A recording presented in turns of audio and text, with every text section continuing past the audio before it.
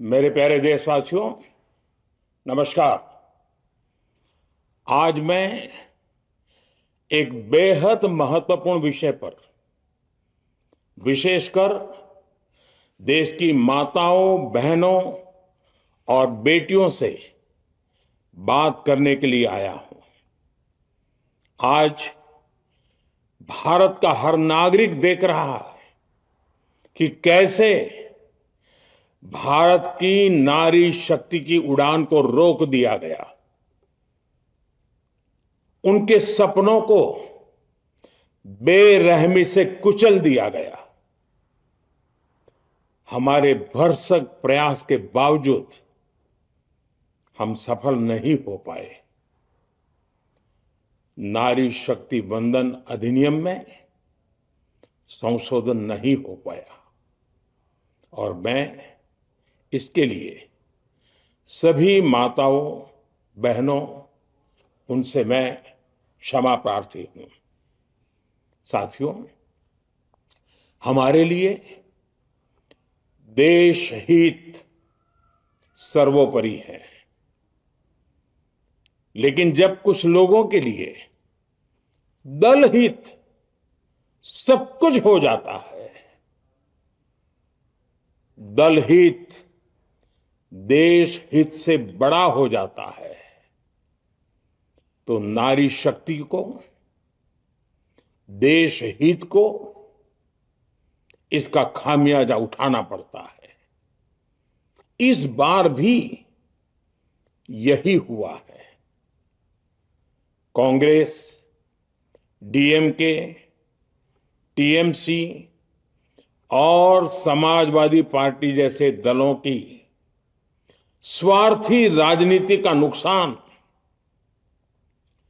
देश की नारी शक्ति को उठाना पड़ा है। साथियों, कल देश की करोड़ों महिलाओं की नजर संसद पर थी। देश की नारी शक्ति देख रही थी।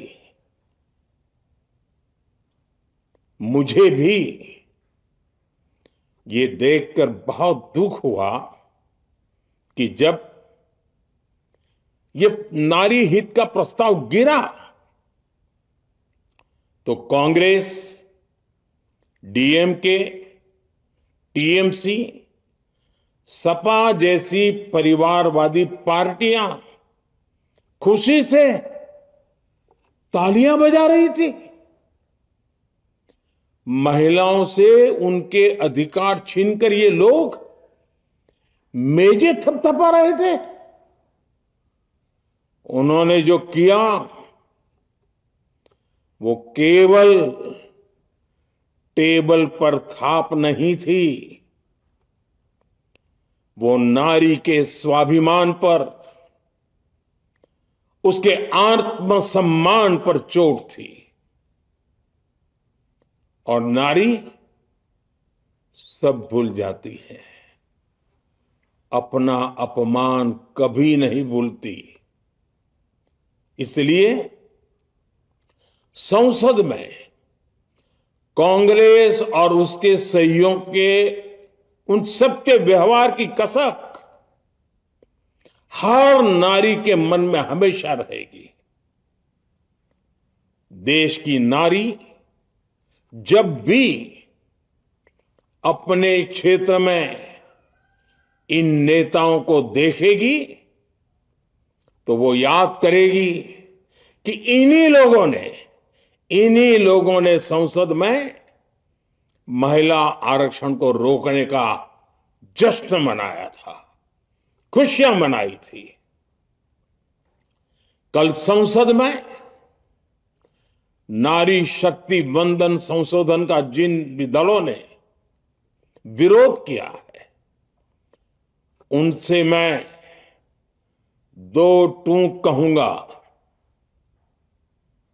ये लोग नारी शक्ति को फॉर ग्रांटेड ले रहे हैं। वो ये भूल रहे हैं कि 21वीं सदी की नारी देश की हर घटना पर नजर रख रही है। वो उनकी मंशा भांप रही है और सच्चाई भी भली भांति जान चुकी है। इसलिए महिला आरक्षण विरोध करके जो पाप विपक्ष ने किया है, इसकी उन्हें सजा जरूर मिलेगी। इन दलों ने संविधान निर्माताओं की भावनाओं का भी अपमान किया है और जनता द्वारा इसकी सजा से भी वो बच नहीं पाएंगे। साथियों, सदन में नारी शक्ति वंदन संशोधन किसी से भी कुछ छीनने का नहीं था। नारी शक्ति वंदन संशोधन हर किसी को कुछ न कुछ देने का था, देने के लिए संशोधन का था। ये 40 साल से लटके हुए नारी के हक को 2029 के अगले लोकसभा चुनाव से उसका हक देने का संशोधन था। नारी शक्ति वंदन संशोधन 21वीं सदी के भारत की नारी को नए अवसर देने, नई उड़ान देने, उसके सामने से बाधाएं हटाने का महायज्ञ था। देश की 50% यानी आधी आबादी को उसका अधिकार देने का साफ नियत के साथ, ईमानदारी के साथ किया गया एक पवित्र प्रयास था। नारी को भारत की विकास यात्रा में सहयात्री बनाने और सबको जोड़ने का प्रयास था। नारी शक्ति वंदन संशोधन समय की मांग है। नारी शक्ति वंदन संशोधन उत्तर, दक्षिण, पूरब, पश्चिम सभी राज्यों की, हर राज्य की शक्ति में समान वृद्धि का प्रयास था। ये संसद में सभी राज्यों की आवाज को अधिक शक्ति देने का प्रयास था। राज्य छोटा हो, राज्य बड़ा हो, राज्य की आबादी कम हो या राज्य की आबादी ज्यादा हो, सबकी समान अनुपात में शक्ति बढ़ाने की कोशिश थी। लेकिन इस ईमानदार प्रयास की कांग्रेस और उसके सहयोगियों ने सदन में पूरे देश के सामने भ्रूण हत्या कर दी है, भ्रूण हत्या कर दी है। ये Congress, TMC, Samajwadi party, DMK जैसे दल इस भ्रूण हत्या के गुनहगार हैं। ये देश के संविधान के अपराधी हैं। ये देश की नारी शक्ति के अपराधी हैं। साथियों, कांग्रेस महिला आरक्षण के विषय से ही नफरत करती है। उसने हमेशा से ही महिला आरक्षण को रोकने के लिए षड्यंत्र किए हैं।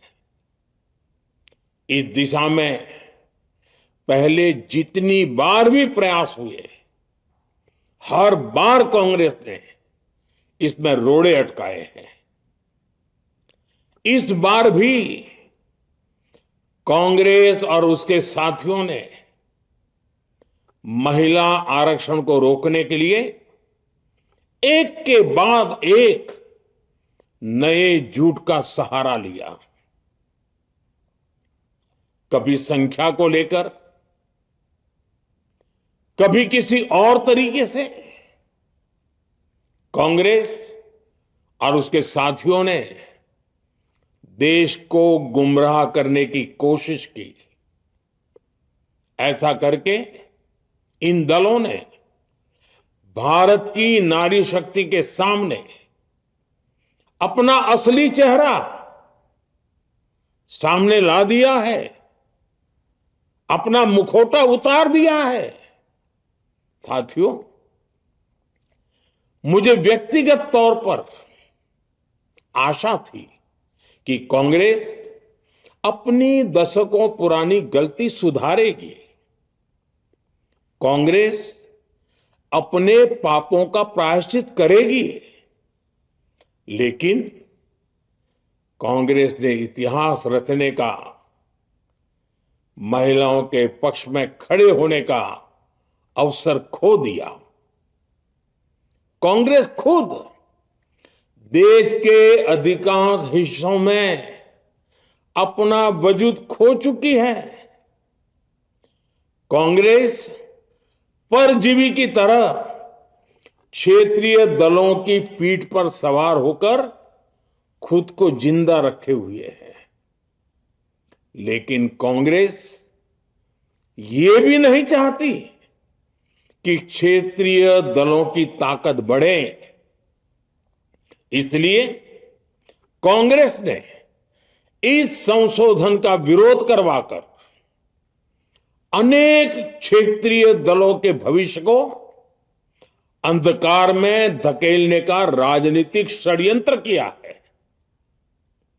साथियों, Congress, Samajwadi party, DMK, TMC और दूसरी पार्टियां इतने वर्षों से हर बार वही बहाने, वही कुतर्क गढ़ते आए हैं, बनाते आए हैं। कोई न कोई टेक्निकल पेंच फंसाकर ये महिलाओं के अधिकारों पर डाका डालते रहे हैं। देश राजनीति का ये भद्दा पैटर्न बराबर समझ चुका है और उसके पीछे की वजह भी जान चुका है। भाइयों बहनों, नारी शक्ति वंदन अधिनियम के विरोध की एक बड़ी वजह है इन परिवारवादी पार्टियों का डर। इन्हें डर है अगर महिलाएं सशक्त हो गई तो इन परिवारवादी पार्टियों का नेतृत्व खतरे में पड़ जाएगा। ये कभी नहीं चाहेंगे कि उनके परिवार के बाहर की महिलाएं आगे बढ़े। आज पंचायतों में, लोकल बॉडीज में जिन हजारों लाखों महिलाओं ने अपनी क्षमता को साबित किया है, जब आगे बढ़कर लोकसभा और विधानसभाओं में आना चाहती हैं, देश की सेवा करना चाहती है, परिवारवादियों के भीतर उनसे असुरक्षा की भावना बैठी हुई है। परिसीमन के बाद महिलाओं के लिए कहीं ज्यादा सीटें होगी, महिलाओं का कद बढ़ेगा। इसलिए इन लोगों ने नारी शक्ति वंदन संशोधन का विरोध किया है। देश की नारी शक्ति कांग्रेस और उसके सहयोगियों को इस पाप के लिए कभी माफ नहीं करेगी। मेरे प्रिय देशवासियों, कांग्रेस और उसके साथी दल डिलिमिटेशन पर लगातार लगातार झूठ बोल रहे हैं। ये इस बहाने विभाजन की आग को सुलगाना चाहते हैं, क्योंकि बांटो और राज करो, कांग्रेस ये पॉलिटिक्स अंग्रेजों से विरासत में सीख कर आई है और कांग्रेस आज भी उसी के सहारे चल रही है। कांग्रेस ने हमेशा देश में दरार पैदा करने वाली भावनाओं को हवा दी है। इसलिए यह झूठ फैलाया गया कि डीलिमिटेशन यानी परिसीमन से कुछ राज्यों को नुकसान होगा, जबकि सरकार ने पहले दिन से स्पष्ट किया है कि न किसी राज्य की भागीदारी का अनुपात बदलेगा, न किसी का रिप्रेजेंटेशन कम होगा, बल्कि सभी राज्यों की सीटें समान अनुपात में ही बढ़ेगी। फिर भी कांग्रेस, डीएमके, टीएमसी और समाजवादी पार्टी जैसे दल इसे मानने को तैयार नहीं हुए।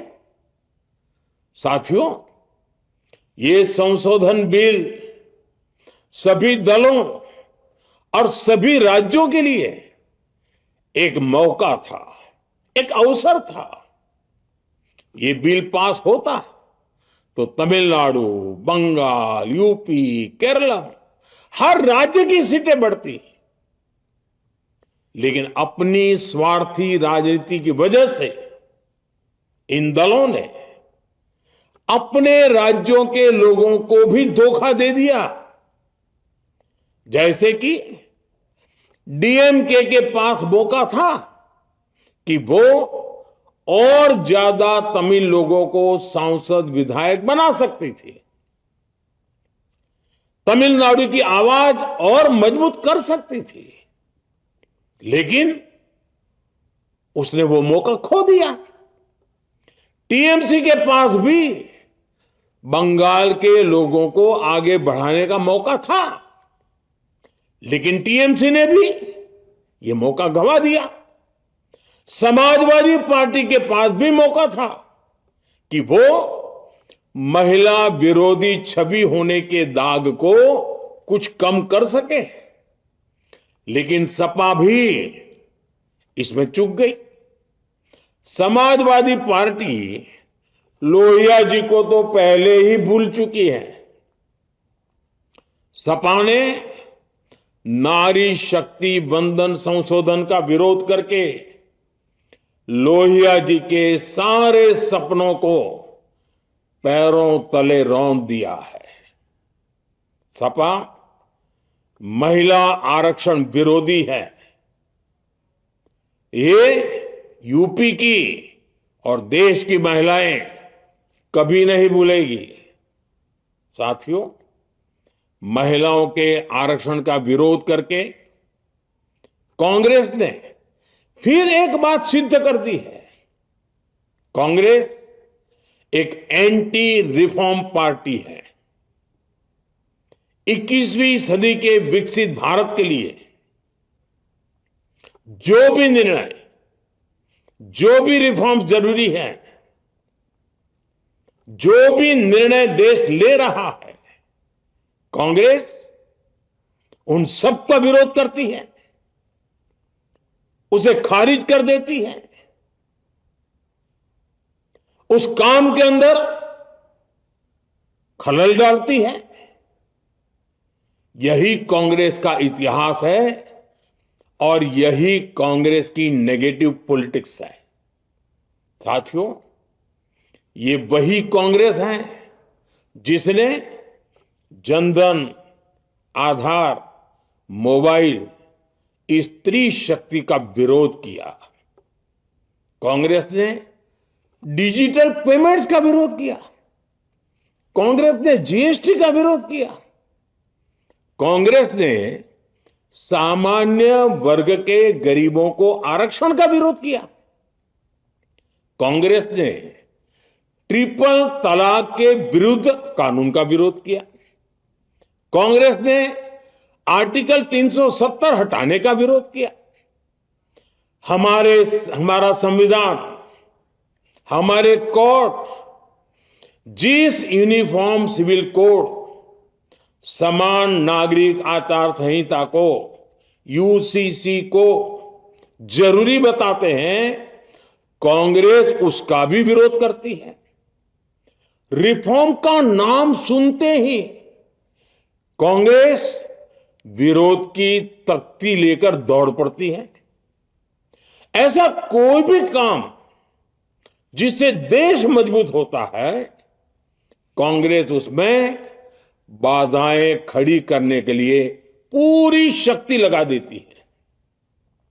Congress one nation one election का विरोध करती है। कांग्रेस देश में घुसपैठियों को भगाने का विरोध करती है। कांग्रेस मतदाता सूची के शुद्धिकरण एसआईआर का विरोध करती है। कांग्रेस वक्फ बोर्ड में रिफॉर्म का विरोध करती है। साथियों, कांग्रेस ने शरणार्थियों को सुरक्षा देने वाले सीएए कानून तक का विरोध किया। इस पर झूठ बोलकर, अफवाहें फैलाकर देश में बवंडर खड़ा कर दिया। कांग्रेस माओवादी नक्सली हिंसा को समाप्त करने के देश के प्रयासों में भी रुकावटें डालती है। कांग्रेस का एक ही पैटर्न रहा है, कोई भी रिफॉर्म आए तो झूठ बोलो, भ्रम फैलाओ। इतिहास साक्षी है, कांग्रेस ने हमेशा यही नेगेटिव रास्ता चुना है। साथियों, जो भी कार्य देश के लिए जरूरी फैसला होता है, कांग्रेस इसको कारपेट के नीचे डाल देती है। कांग्रेस के इसी रवैये की वजह से भारत विकास की उस ऊंचाई पर नहीं पहुंच पाया जिसका भारत हकदार है। आजादी के समय उस दौर में हमारे साथ और भी कई देश आजाद हुए थे। ज्यादातर देश हमसे बहुत आगे निकल गए और इसकी वजह थी कि कांग्रेस हर रिफॉर्म को रोककर बैठी रही। लटकाना, भटकाना, अटकाना, यही कांग्रेस का सिद्धांत रहा है, यही कांग्रेस का वर्क कल्चर रहा है। कांग्रेस ने पड़ोसी देशों के साथ सीमा विवादों को लटकाया। कांग्रेस ने पाकिस्तान के साथ पानी बंटवारे से जुड़े विवादों को लटकाया। कांग्रेस ने ओबीसी आरक्षण के निर्णय को 40 साल तक लटकाए रखा। कांग्रेस ने सैनिकों के लिए वन रैंक वन पेंशन को 40 साल तक रोके रखा। साथियों, कांग्रेस के इस रवैये ने हमेशा देश का बहुत बड़ा नुकसान किया है। कांग्रेस के हर विरोध, हर अनिर्णय, हर छल प्रपंच का खामियाजा देश ने भुगता है, देश की पीढ़ियों ने भुगता है। आज देश के सामने जितनी भी बड़ी चुनौतियां हैं, वो कांग्रेस के इसी रवैये से उपजी हुई है। इसलिए ये लड़ाई सिर्फ एक कानून की नहीं है, ये लड़ाई कांग्रेस की उस एंटी रिफॉर्म मानसिकता के साथ है जिसमें सिर्फ नेगेटिविटी है, नकारात्मकता है। और मुझे इसमें कोई संदेह नहीं है कि देश की सभी बहनें बेटियां कांग्रेस की इस मानसिकता को करारा जवाब दे के रहेगी। साथियों, कुछ लोग देश की महिलाओं के सपने टूटने को सरकार की नाकामी बता रहे हैं,